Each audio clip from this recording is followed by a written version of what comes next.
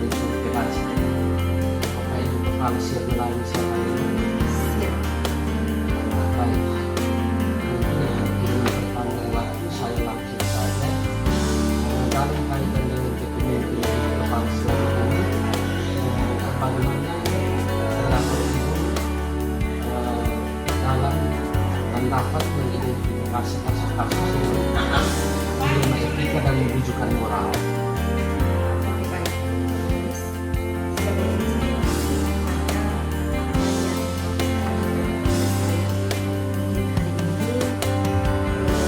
apa yang bisa saya jelaskan tentang dilema etika dan rujukan moral yang saya jelaskan itu, menurut saya itu yang namanya dilema etika atau nilai benar versus benar itu merupakan satu situasi yang terjadi ketika seorang itu harus memilih antara dua pilihan, di mana kedua pilihan itu secara moral benar tetapi bertentangan.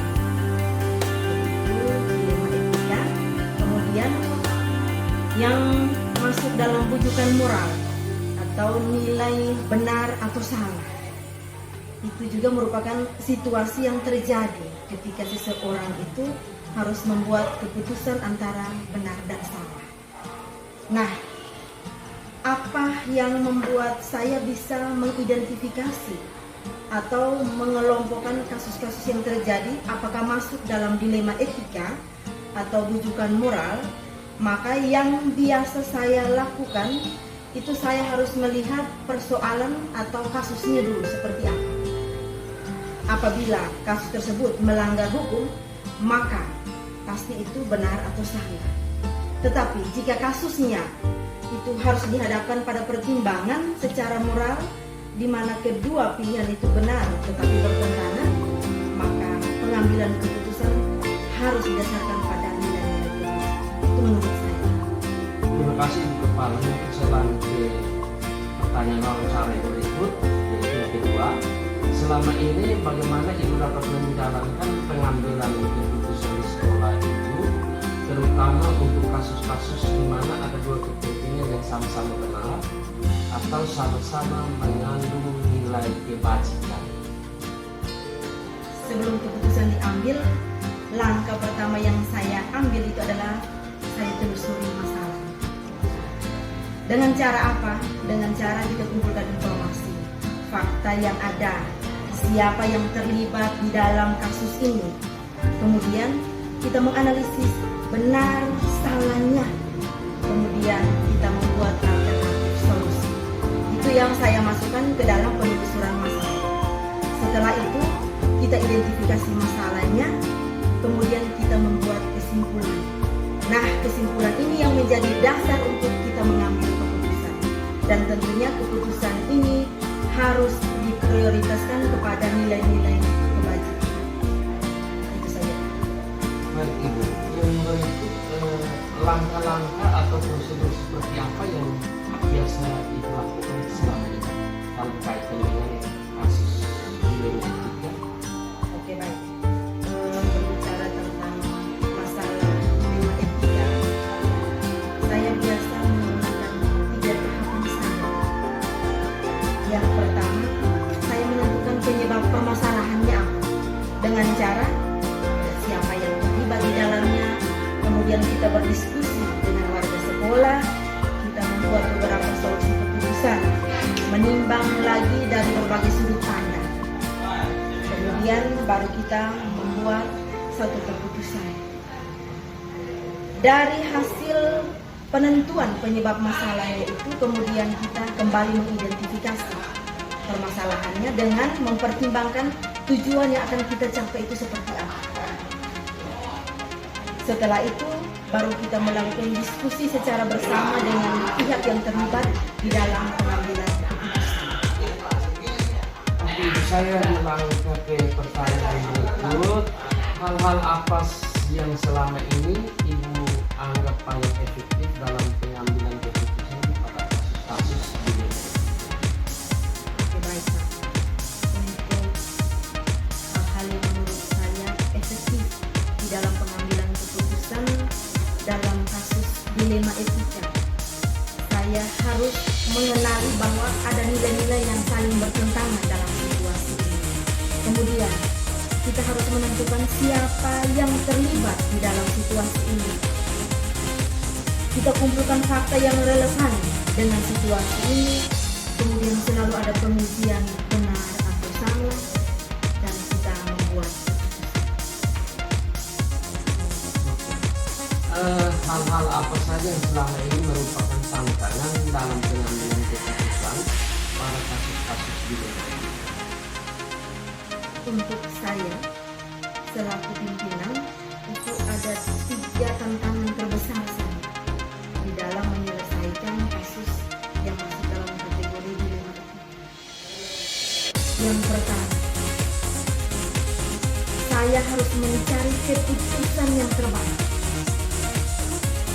Yang kedua, di saat keputusan yang saya ambil itu bertentangan dengan keputusan dari pihak atau lembaga lain.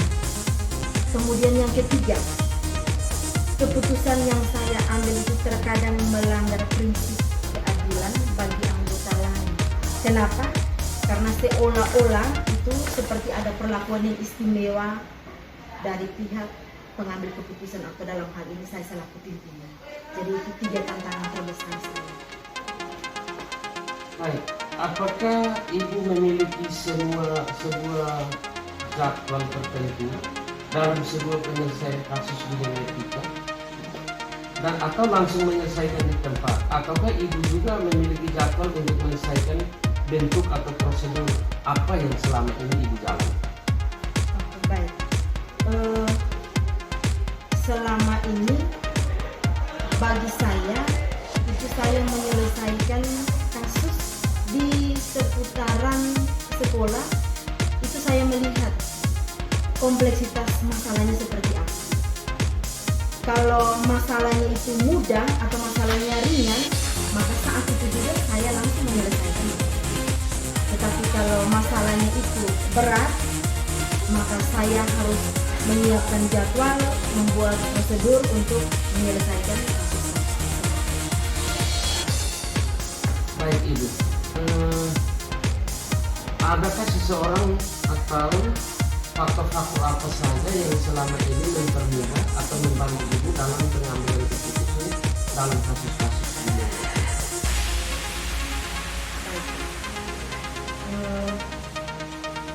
Saya walaupun pimpinan tetapi saya tidak sendiri.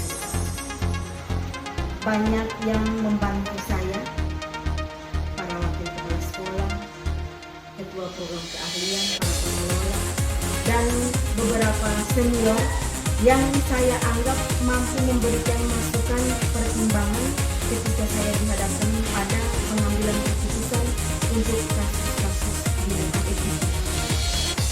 Dan pemangku-pemangku kepentingan, stakeholder yang kita anggap mereka membidangi bidang pendidikan yang mampu memberikan pertimbangan-pertimbangan sebelum kita mengambil keputusan.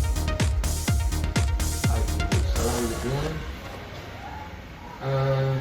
dari semua hal yang telah Ibu sampaikan, pembelajaran apa saja yang Ibu bisa petik dari pengalaman Ibu dalam pengambilan keputusan di daerah etika? Pelajaran apa yang didapat ketika kita menangani kasus-kasus dilema etika? Bagi saya, ada pelajaran berharga yang boleh saya sampaikan kepada Pak hari ini.